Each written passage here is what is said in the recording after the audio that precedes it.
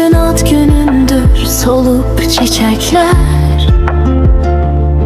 Sessiz bir kədərə bürünüp hər yan. Səni pıçıldayır əsən küləklər.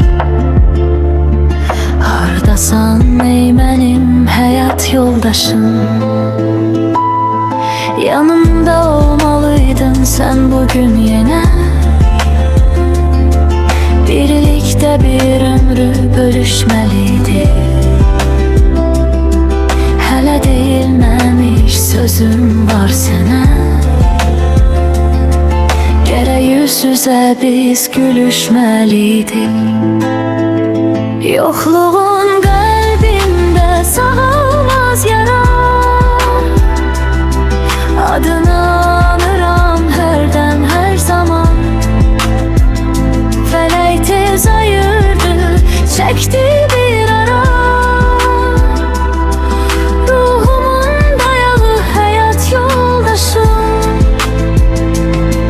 Təqvimlər dəyişir, illər ötüşür. Amma sən mənimsən, mənimlə sənsən. Xəyalın hər gecə yadıma düşür. Mənim tək sirdaşım, həyat yoldaşım. Ad günün mübarək ey əziz insan.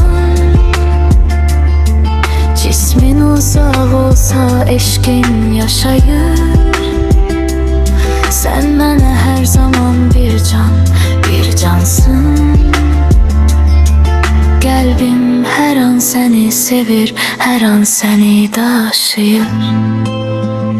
Yoxluğun qəlbimdə sağal.